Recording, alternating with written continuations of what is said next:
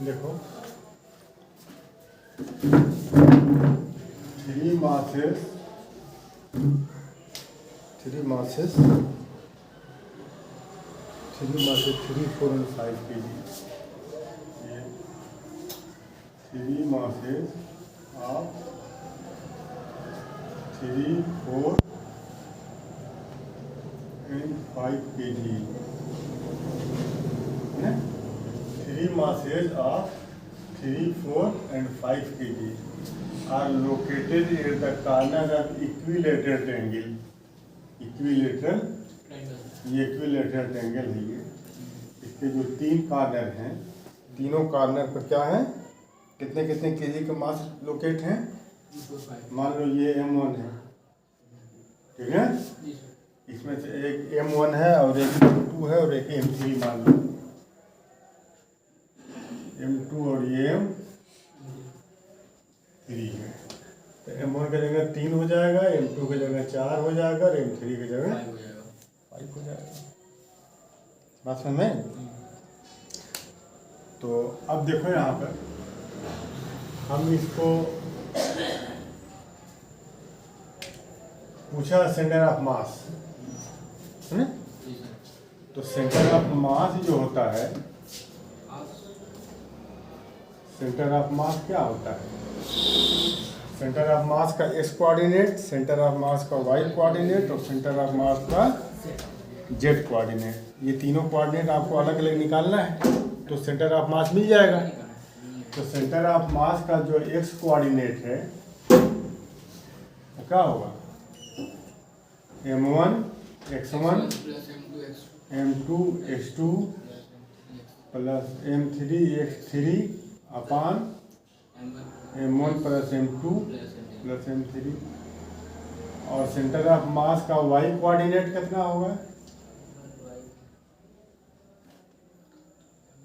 m1 y1 m2 y2 अपान m1 plus m2 plus m। और centre of mass का z coordinate कितना होगा, m1 z1 m2 z2 m3 अपान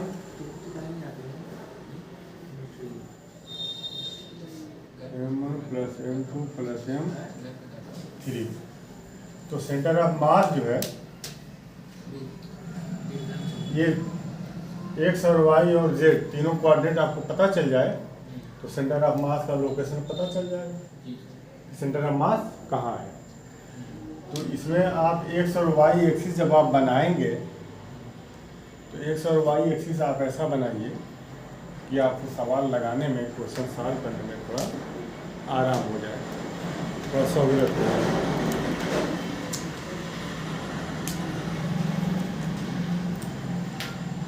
बात समझ में? सहूलत हो जाती है। तो हम एक कोऑर्डिनेट को हम इस तरह से लोकेट कर रहे हैं। देखो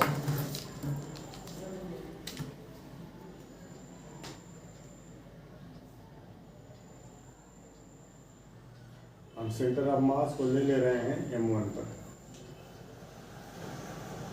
ठीक। तो m1 इंटू एक्स 0 हो जाएगा।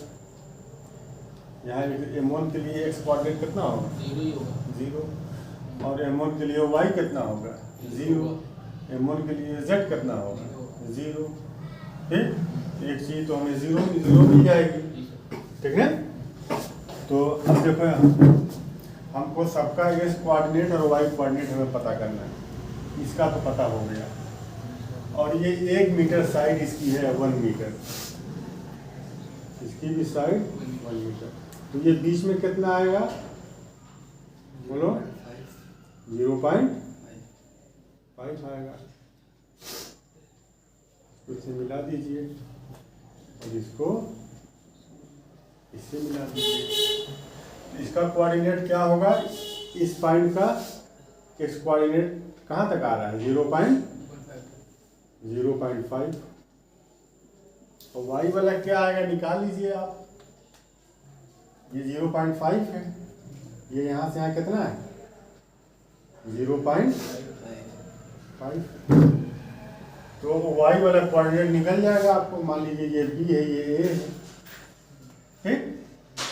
तो इसका स्क्वायर प्लस इसका स्क्वायर इक्वल टू इसके स्क्वायर।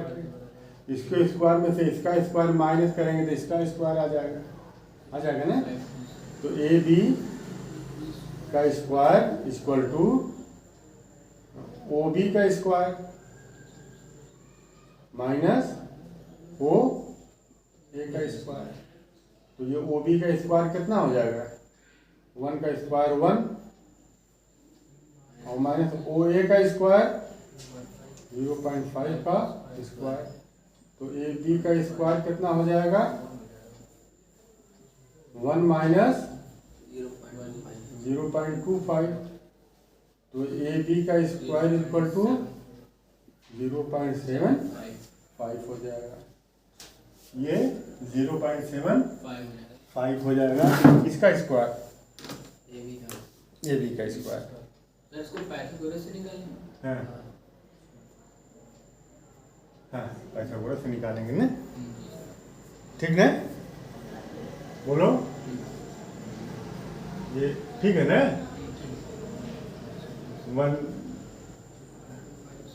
0.75 ठीक तो है। देखो यहाँ 1.00 और 0.25, ठीक ना। 5 और ये 7, ये तो है, ठीक ना। तो इसका x कोऑर्डिनेट मिल गया और इसका y कोऑर्डिनेट मिल गया 0.75। 0.75 को अगर तुम उसमें निकालो 0.75 को अगर 100 से मल्टीप्लाई कर दो ऊपर नीचे, ठीक ना, तो कितना आएगा ये। अगर आप इसको 100 से मल्टीप्लाई कर दें ऊपर नीचे तो ये डेसिमल इसका हट जाएगा 100/3/4। तो ए बी कितना हो जाएगा A B equal to A B square equal to 3/4। तो ए बी इक्वल टू कितना हो जाएगा √3 और √4 का मतलब 2, ये आ जाएगा। आएगा कि नहीं आएगा। चाहे इससे निकाल लीजिए चाहे इससे निकाल लीजिए, कोई बात नहीं, बात समझ में। अब यहाँ देखो इसका पता हो गया, इसका भी पता हो गया। यहाँ आप देखिए ये यहाँ से यहाँ एक्स कोऑर्डिनेट कितना है 1 है, 1 मीटर लंबा है ना, इक्विलेटरल है तो बराबर होंगे। और ये और वाई कोऑर्डिनेट इसका कितना है 0 नहीं, वाई कोऑर्डिनेट 0 है ना। यहाँ एक्स पर वाई क्या होता है 0 होता है, ठीक। तो ये इसका जेड कोऑर्डिनेट है ना, क्योंकि ट्रायंगल पर रखा गया, ट्रायंगल पर रखा गया ना। तो ट्रायंगल एक्स वाई प्लेन में बनेगा। ये सीएम कितना आ जाएगा सेंटर ऑफ मास का एक्स कोऑर्डिनेट। देखो यहाँ से देखो निकाल लेते एक सीएम। यहाँ देखो M1 बोलो सब 1-1 किलो है नहीं। हाँ ठीक है चलो। तो M1 को यहाँ मैं लिख दूँ 3 लिख दूँ है ना। और M2 को कितना लिख दूँ 4 kg। और इसको कितना लिख दूँ चलो बोलो M1 की जगह कितना लिख दिया जाए 3 × x1। यहाँ तो x1 0 होगा, ठीक है। हाँ। और प्लस M2 की जगह 4 × x2। यहाँ x2 कितना आएगा 1, x कोऑर्डिनेट इसका कितना है 1। और प्लस यहाँ देखो M3 5 × x3।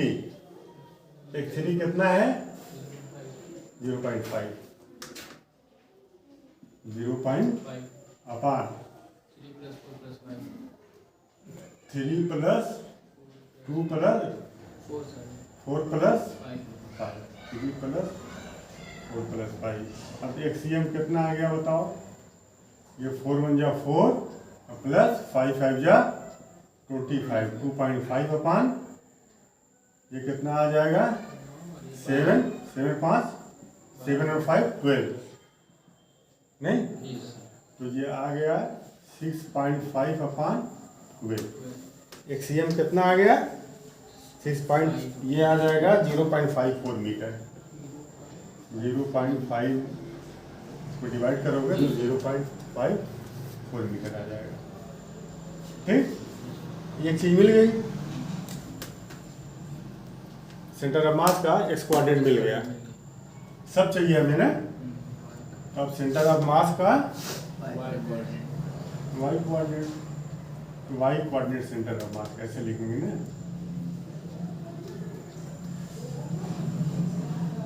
M1 Y1 M1 यहाँ भी Y0 है, 0 है ना, यहाँ Y0 है ना, सेंटर पर Y और X Y Z तीनों 0 होते हैं। तो 3 इंटू और प्लस M2 की जगह 4 इंटू Y 0 और प्लस M3 की जगह 5 इंटू Y2। ठीक, तो Y2 कितना है, ये Y कितना जा रहा है यहाँ से यहाँ, नहीं ये Y ये है ना, ये ना लंबाई Y है, Y एक्सिस पर ना Y होगा, तो ये Y कितना निकालेगा √3/2 या 0.75 निकाले हो, यही ना, √3/2।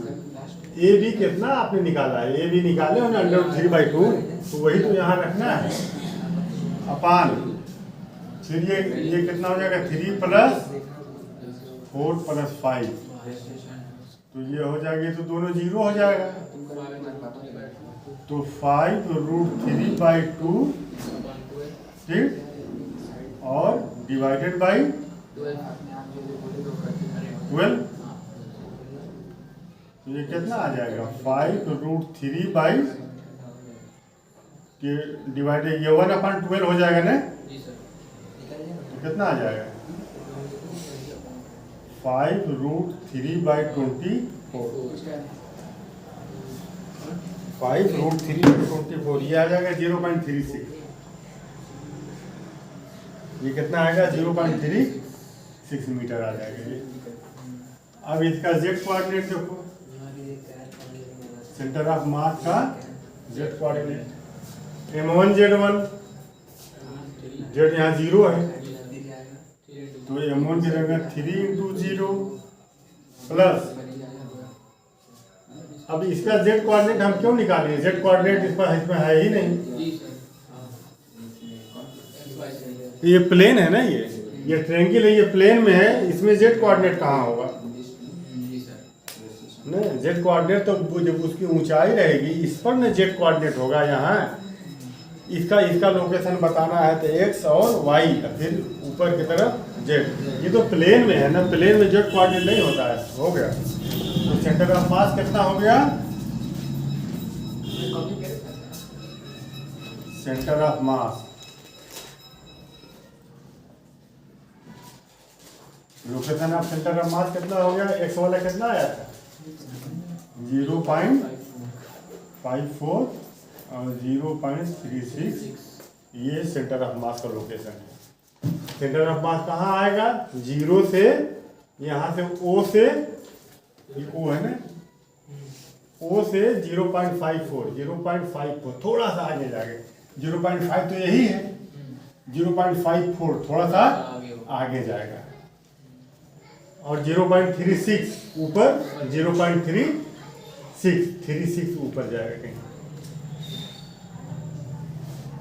बात समझ में आ रही, चलो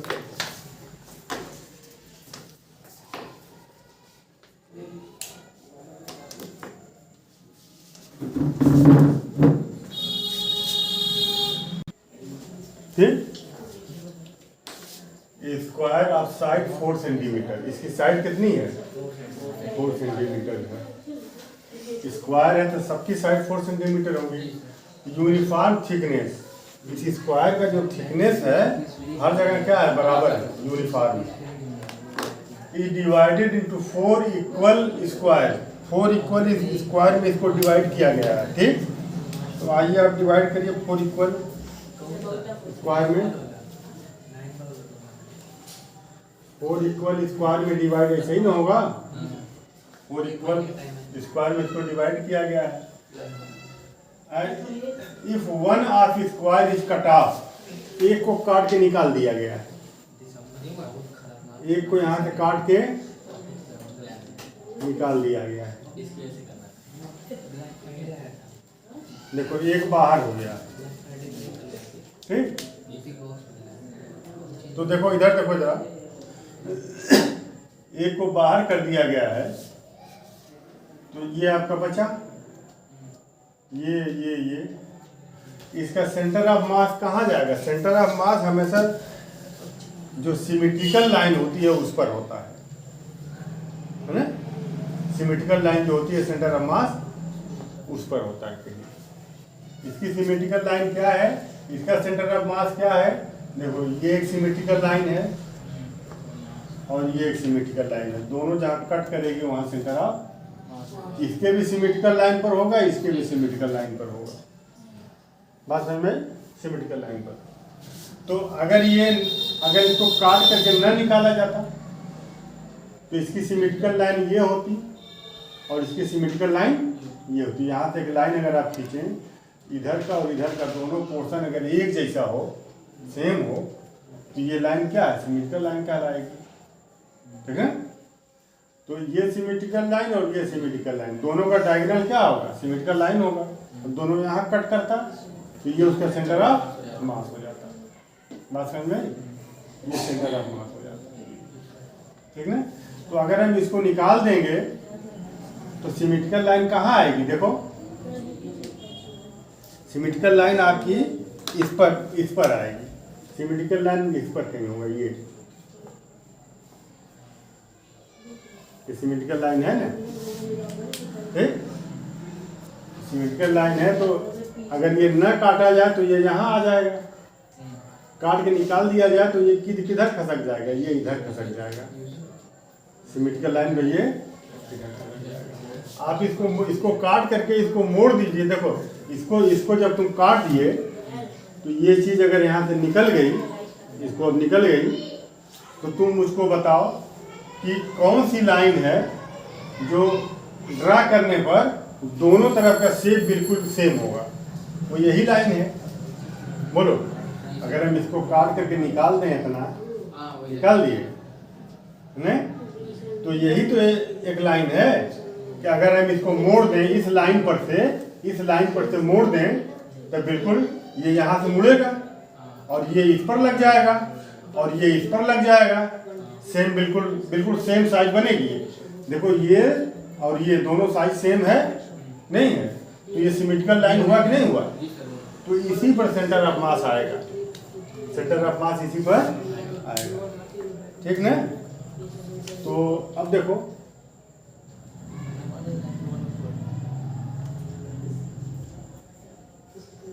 इसको निकाल दिया गया है, कट ऑफ, सेंटर ऑफ मास यहाँ कहीं आएगा। तो देखो पहले इसको समझ लो, इस पूरे का जो सेंटर ऑफ मास है, इस पूरे का सेंटर ऑफ मास यहाँ होगा बीच में, उसके अराउंड किसके अराउंड? जो पूरे का जो होल का सेंटर ऑफ मास है उसके अराउंड जो रिमेनिंग पोर्शन है उसका मोमेंट और जो निकल गया है उसका मोमेंट दोनों क्या होगा? सेम होगा, दोनों सेम होगा। तो मान लो सेंटर ऑफ मास यहाँ कहीं आ रहा है, बस में सेंटर ऑफ मास मान लो ये O है, ये क्या है? O, और ये क्या है? मान लो O1 है, ठीक। और इसका सेंटर ऑफ मास कहाँ जाएगा? बोलो, बीच में एकदम बीच में O2। हमको क्या पता करना है, बोलो। हमको पता करना है centre of mass of remaining portion. ये जो रिमेनिंग पोर्शन है उसका सेंटर ऑफ मास पता करना है, ठीक। रिमेनिंग पोर्शन का सेंटर ऑफ मास पता करना है। तो चलिए आइए पता कर लीजिए। इसका मोमेंट इसके अराउंड इक्वल होगा, इसका मोमेंट इसके अराउंड होगा ना, बोलो। हाँ। तो अब ये हमको बताओ मास भी दिया है कि नहीं दिया है?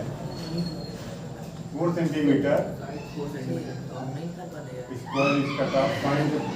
सेंटर ऑफ मास। चलिए ठीक है, सेंटर ऑफ मास का सब बराबर बराबर होगा, ठीक है। मान लो इसका सेंटर ऑफ मास m है, इस वाले पोर्शन का भी m है, इस वाले पोर्शन का भी m है, इस वाले पोर्शन का भी, सबका सेंटर ऑफ मास बराबर होगा ना, ठीक। तो सेंटर ऑफ मास सबका बराबर होगा।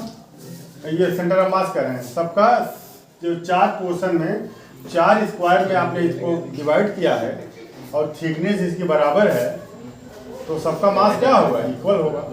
इसका m मान लीजिए, इसका m मान लीजिए, इसका m मान लीजिए, बात समझ में, ठीक। तो अब हमको ये बताओ कि ये m सबका अगर सेंटर ऑफ मास अगर हम ये मान लिए हैं, तो जहां हम सेंटर ऑफ मास मानते हैं उस पर हम ये मानते हैं कि सारा का सारा मास उसी पर कंसंट्रेटेड है। याद है कि भूल गए? जहां हम सेंटर ऑफ मास मानेंगे तो वहां इस पूरा मास वहीं पर काम करेगा। तो अगर इसको काट करके निकाल दिया गया है, तो ये जो रिमेनिंग पोर्शन का सेंटर ऑफ मास अगर ये है, तो यहाँ m 3m यहाँ होगा ना। तीनों मास कहाँ काम करेगा, यहाँ पर। इन तीनों का सेंटर ऑफ मास देखो यहाँ आएगा, तो 3m हो जाएगा, यहाँ हो जाएगा। अब इसके बाद निकाल लो moment of O1 about O equal to moment of O2 about O, ठीक ना। तो इसको जरा निकालो, बस सिर्फ समझना है, इसमें कुछ नहीं है। इसका इससे डिस्टेंस आप मालूम कर लीजिए, और यहाँ का मास कितना होगा, यहाँ का इस पूरे का मास कितना है, पूरे का मास कितना है, m है। तो वो सेंटर ऑफ मास पर हम उसको मान सकते हैं कि पूरा m सेंटर ऑफ मास पर। इसका सेंटर ऑफ मास बीच ही में ना आएगा कि नहीं आएगा, इस पर और ये लाइन, इन दोनों के बीच में ये आएगा सेंटर ऑफ मास। तो अब इसको अगर हम निकाल लें, यहाँ देखो जैसे इसका सेंटर ऑफ मास कहाँ आएगा, यहाँ आएगा ना।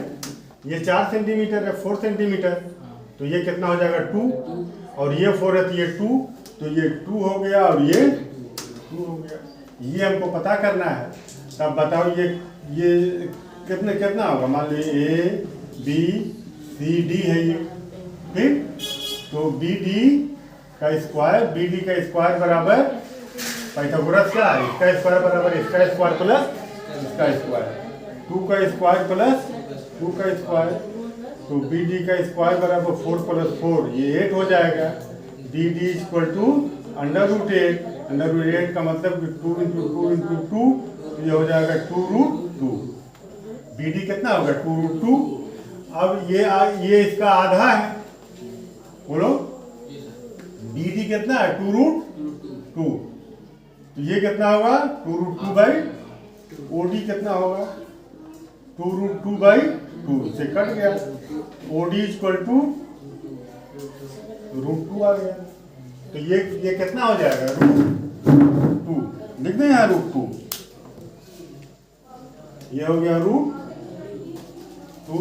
अब इस पर लगा लो मोमेंट वाला फार्मूला, ठीक ना। देखो यहाँ ये सैडेड पोर्शन मान लो है, ये जिसको निकाला गया वो मान लो सैडेड पोर्शन है, ठीक ना, जो निकाला गया इसको साइड। तो moment of shaded portion about O equal to moment of unshaded portion about O। इसका जो सेंटर ऑफ मास है इसका मोमेंट इसके अराउंड और इसका जो रिमेनिंग पार्ट का सेंटर ऑफ मास है उसका मोमेंट इसके अबाउट क्या होना चाहिए, सेम होना चाहिए। तो moment of shaded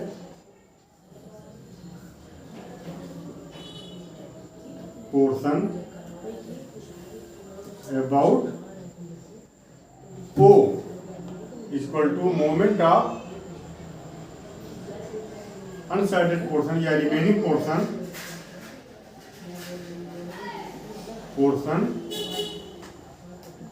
about O। इसका मोमेंट इसके अबाउट और इसका मोमेंट इसके होल के अबाउट, जो होल का सेंटर ऑफ मास है। तो ये हो जाएगा, इसका मोमेंट इसके अबाउट कितना हो जाएगा, मास इनटू दोनों के बीच का डिस्टेंस, वही हमें पता करना है, इक्वल टू इसका मोमेंट ऑफ, अच्छा रिमेनिंग पोर्शन ये है ना, moment of shaded portion, moment of shaded portion पहले लिखेंगे ना। ये इसका यहाँ मास कितना है, m है, इसका मास कितना है m, तो सेंटर पर हम मानेंगे तो m इनटू इन दोनों के बीच की दूरी O2 equal to moment of remaining portion about O। तो इसका मास 3m है, रिमेनिंग पोर्शन का मास इनटू O1, ठीक ना। ये क्या लिखा गया,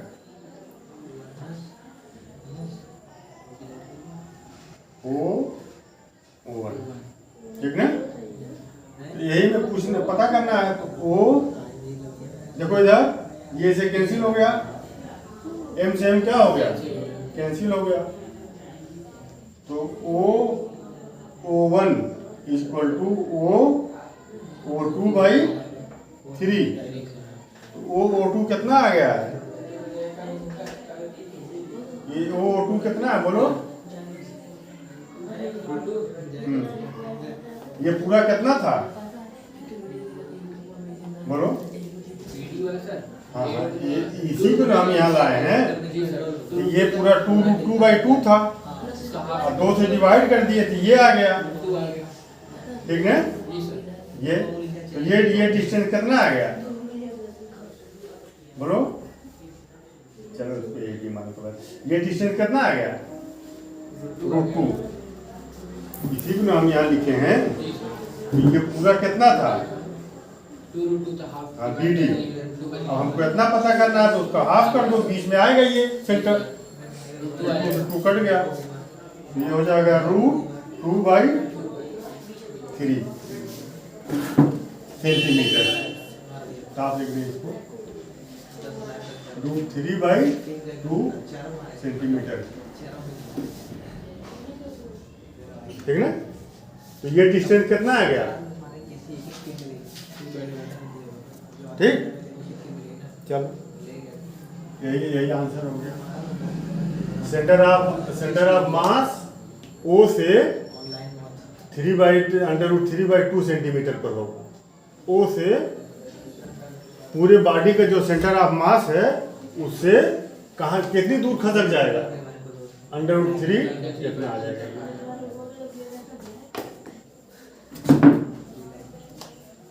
ठीक है। सेंटर ऑफ मास आ गया, ये O से √3/2 सेंटीमीटर की डिस्टेंस पर सिमेट्रिकल लाइन पर होगा। देखो, find the centre of mass of uniform shape lamina with dimension as shown. इस तरह का डायमेंशन दिया हुआ है और लेमिना 3 kg का है,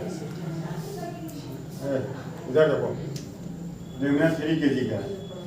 तो जब ये यूनिफॉर्म है और 3 kg का है तो ये भी 1 kg 3 kg का होगा, ठीक। तो इसका सेंटर ऑफ मास बीच में आएगा,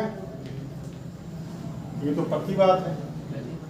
इस पोर्शन का सेंटर ऑफ मास बीच में आएगा क्योंकि स्क्वायर, कैसे स्क्वायर है देख लो, यहाँ से यहाँ 2 है, यहाँ से यहाँ कितना है, और यहाँ से यहाँ कितना है, 1 है। तो ये 1 हुआ, नहीं हुआ, और यहाँ से यहाँ क्या है, 2 है ये, और यहाँ से यहाँ y 1 है, तो ये ठीक बीच में हुआ। जी सर। यहाँ से यहाँ 2, y कितना है 2, और यहाँ y कितना 1, तो बीच में हुआ। तो इसका मतलब ये हुआ कि ये सब क्या हो गया, स्क्वायर हो गया। इसका सेंटर ऑफ मास कहाँ आएगा, ये भी बीच में आएगा, ठीक। तो इसका मास कितना है m, इसका मास m, इसका मास m, सबका मास कितना है 3m है, 3m है ना, 3m दिया हुआ है, 3 kg, ये 1 kg होगा, ये भी कितना होगा, और ये भी कितना होगा 1 kg, तो पूरा होगा। मगर आप ये मान करके चल रहे हैं कि सेंटर ऑफ मास ये है, तो हम सेंटर ऑफ मास को पूरा मास मानते हैं, ठीक हो गया ये। तो m1 m2 m3 मिल गया, ठीक। अब इसके बाद जो है m1 का कोऑर्डिनेट देख लो, m1 का कोऑर्डिनेट देख लो। यहाँ से ये कितना है 2, तो ये कितना हुआ 1, और ये ठीक बीच में ये आधे पर है, तो ये 1/2 हुआ। इसको यहाँ लिख दें क्या, अच्छा चलो 1/2, ठीक। y वाला देख लीजिए आप, y भी ये 1 है, यहाँ से 1 है, तो उसका आधे पर होगा ये, तो ये भी 1/2 होगा। अब आप इस पर आ जाओ, यहाँ पर आ जाइए, ये 1 है और ये 1/2 है, तो 1 + 1/2 कितना होगा 2 × 2 3/2 होगा ये। और y कितना होगा, पूरा 1 है देखो, तो 1 का हाफ 1/2, ये भी आपको मिल गया। यहाँ देख लो, यहाँ से यहाँ x वाला कोऑर्डिनेट कितना है, ये पूरा 1 है, 1 है ना, तो 1 का आधा हाफ कितना होगा 1/2, तो 1/2। और ये देख लो, यहाँ से यहाँ ये कितना है 1 है, यहाँ से यहाँ, और ये हाफ होगा, तो y कोऑर्डिनेट कितना होगा 1 + हाफ 3/2। बस सेंटर ऑफ मास निकल जाएगा। सेंटर ऑफ मास का x coordinate equal to m1 x1, चलो m1, इसको m1 मान रहे हैं, m1 x1, m1 कितना 1/1 kg, 1/2 plus m2 x2, m2 कितना है इंटू x2, m2 1 है, ये इसका है ना डायमेंशन, इसका डायमेंशन, इसका m1 तो 1 है, और m2 कितना हुआ, ये m2 1 है, और x2 3/2 प्लस m3 x3 कितना है 1, और x3 कितना है यहाँ से यहाँ हाफ है। देखो ये x कोऑर्डिनेट क्या है, हाफ ही तो है, अपान 3, m1 + m2 + m3, तो 1/2 + 3/2 + 1/2 अपान 3, ये हो जाएगा 2 LCM हो जाएगा, 3 और 2 4 5/2 और अपान 3, तो ये हो जाएगा 5/2 × 3, ये हो जाएगा 5/6। ये कोऑर्डिनेट क्या आ गया, बोलो 5/6 मीटर आ गया। जो सेंटर ऑफ मास है उसका x कोऑर्डिनेट क्या आ गया 5/6। अब सेंटर ऑफ मास का y कोऑर्डिनेट निकाल लो तो पोजीशन मिल जाएगी, m1 y1, m1 1 into y1, इसका y1 कितना है हाफ, अब m2 1 इंटू y2 कितना है 1/2 प्लस m3 1 इंटू y3 कितना है 3/2 अपान, बोलो m1 + m2 + m3 3, तो ये हो जाएगा 1/2 + 1/2 + 3/2 अपान 3, ये हो जाएगा 2 LCM 5 और अपान 3, ये हो जाएगा 5/2 × 3, तो 5/6। तो सेंटर ऑफ मास कितना हो जाएगा? सेंटर ऑफ मास का कोऑर्डिनेट क्या आ गया? 5/6 कामा 5/6।